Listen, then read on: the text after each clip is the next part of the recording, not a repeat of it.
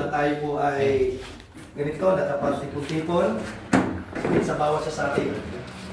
So, ang layunin natin dito para lalong mag-ignite ang bawat sa atin, para lalong umingit ang ating pong paglilingkod sa Panginoon. Dahil ang hirap pag, lalo na dito na sa labas, no? Kasi ang ibang sitwasyon sa loob, ibang sitwasyon dito. So dito na, kanya-kanya na. Sa loob may patakaran. Dito sa labas, malaya ka nang gumalaw at kumilos. Ngayon, sa umagang ito, makibukas po tayo sa aklat ng 1 Timothy chapter 4. Alam na po natin na hindi natin limit sa ating isipan. Ito po ay sulat ni Pablo kay Timoteo na kanyang anak sa pananampalataya. So mababasa po natin yung sa Acts chapter 16 na siya po ay tinawag na although si Timoteo ay ang kanya pong nanay na si Eunice ay Christian, isang Hudyong Kristiyano, at kanyang lola ay si Luisa ay isa ring Christian, at ang kanyang papa ay isang Griego. After na mamatay ang kanyang papa, natagpuan sa second missionary ni Pablo ay nakita niya, natagpuan niya si Timothy at ito'y kanyang sinama, no? So, alam na po natin yon. So, dito po, after ni Pablo na itatag ang church ng Iglesia ng Episo, almost 3 years and 1/2. So, 3 taon kalahati, na-establish niya ang Iglesia ng Episo. So, marami rin mga digmaan na pangyayari, marami mga pagsubok rin na naranasan ni Pablo dito sapagkat lumitaw ang mga bulaang tagapagturo, yung mga tinatawag natin mga Gnosticism. Salamat sa Panginoon dahil po ay after na ma-establish niya, ito po si Timothy na kanyang anak sa pananampalataya ay kanya pong iniwan doon para pangunahan ang Iglesia ng Episo bilang isang pastor. Kaya tawag ito ay pastoral epistle. So sinulatan niya ito bilang ama sa pananampalataya. So binigyan siya ni Pablo ng babala. Paano ba ang maging ugali o maging karakter ng isang leader at ang pagpanguna ng isang iglesia? So sa umagang ito, ang ating pong topic ngayon ay ating pong pinabagatan, be a goodness o be a good minister of Jesus Christ. Na kailangan, paano ba tayo na maging mabuti? Na maging ministro? O bilang alagad, o bilang pastor, o bilang pinagkatiwalaan? O kung bakas kung tayo po ay nag-business, tulad ng ating chairman, siya po ay pinagkatiwalaan. Paano ba na maging mabuting businessman o tawag yun yung may-ari ng business, employee ba yun? O employer? Employer. Paano ba maging mabuting employer sa mga employee? No? Kasi sa business din, kailangan magaling ka. Sabi nga na customer is the good, right? Kailangan lagi ka marunong ka mag-isama, hindi ka pwede maging masungit.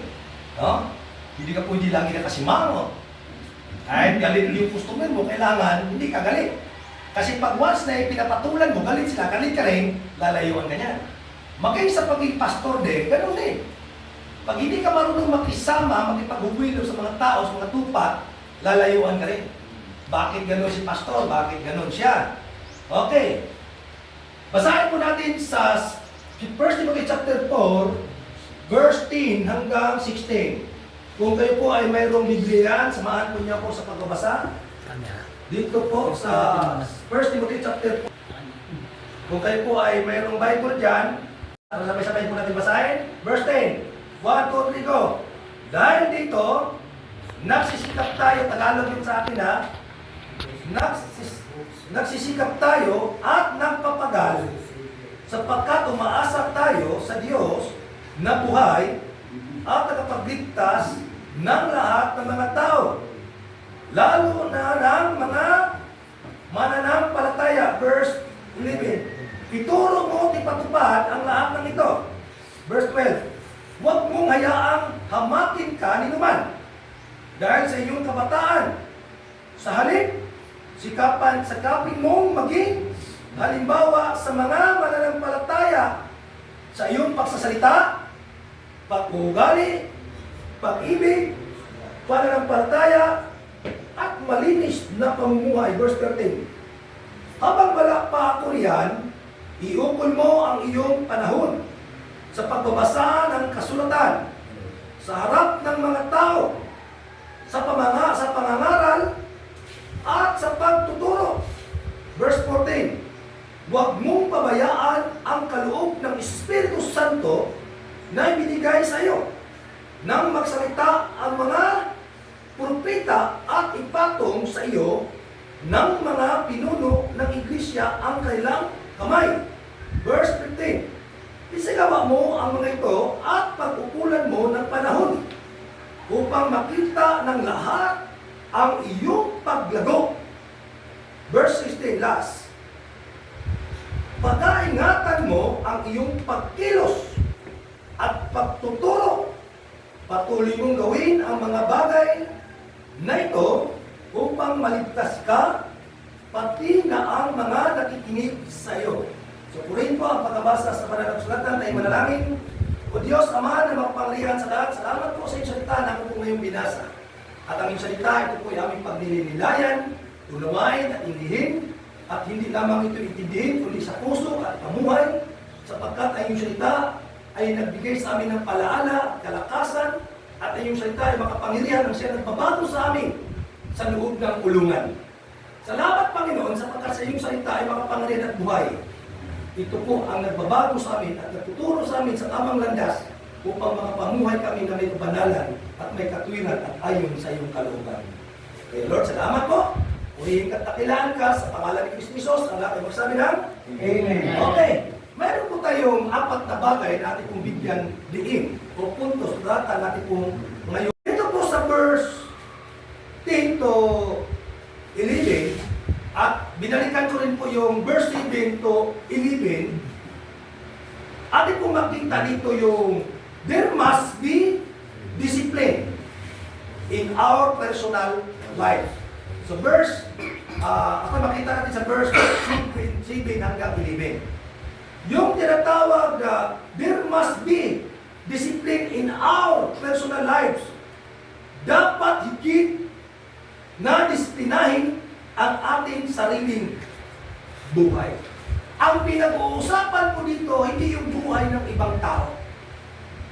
Kundi ang pag-uusapan din yung sarili nating buhay, personal lives. Sa loob ng kulungan, may mga kanya-kanya tayong patakaran. Amen mo ba? Ang sino mang lumabag at sumuway, may kapulang parusa. So, ibig sabihin, may sinusunod ka. Kaya madalas natin sinasabi, nung ako po ay panahon na dun sa maximum, naging mayor at naging jury, at madalas kong sinasabi sa tao na napaparusahan, sinasabi sila, ikaw ay tinatakalan, hindi dahil ikaw ay hindi namin mahal.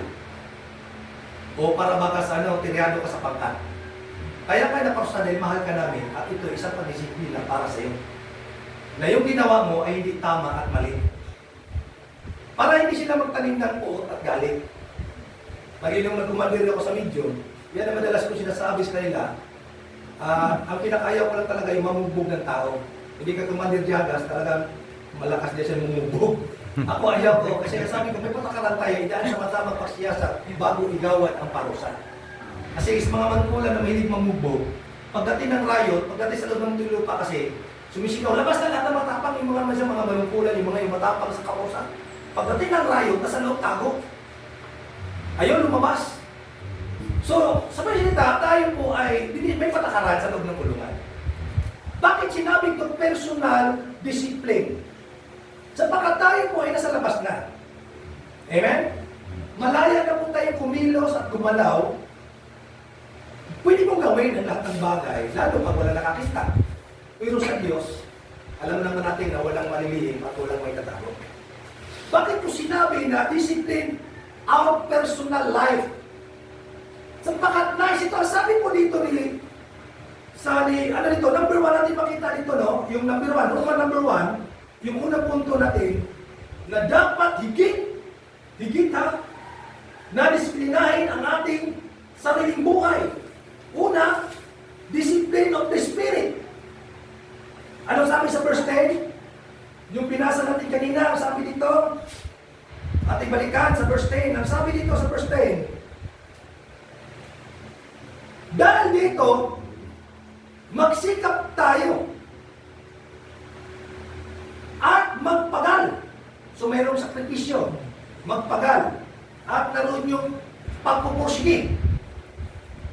Ang hirap kasi sa parang pag-asalo tulad sa atin, ako ilang bisis na rin ako na disiplina, lalo na pag ikaw matanda ka na, tapos ang mag-disiplina sa'yo, ibang tao. Ako po nang nasa maksimum pa ko, ilang bisis po ko nadiin. Dahil lagi ng pagsutukan. Sabi ni Pastor Jimmy Abarca, wala talagang pagbabago to si Peter.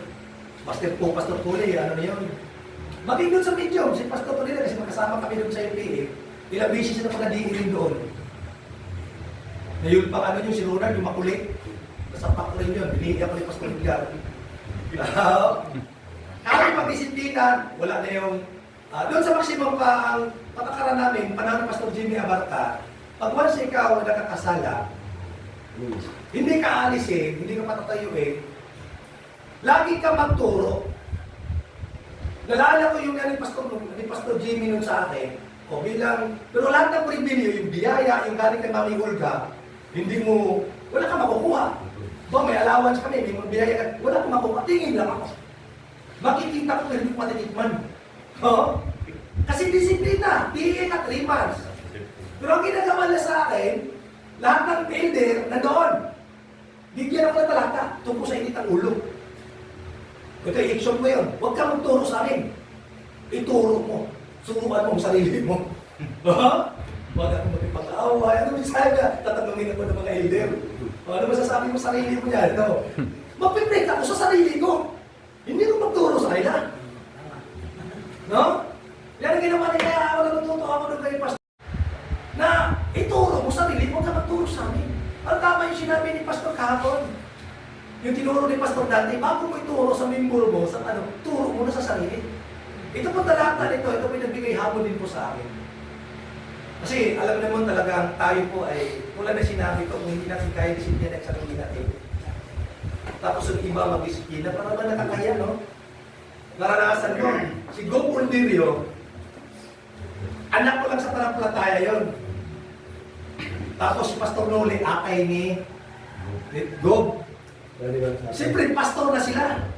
Nung diniya ako sa APM sa Mamidyong, nakakaya.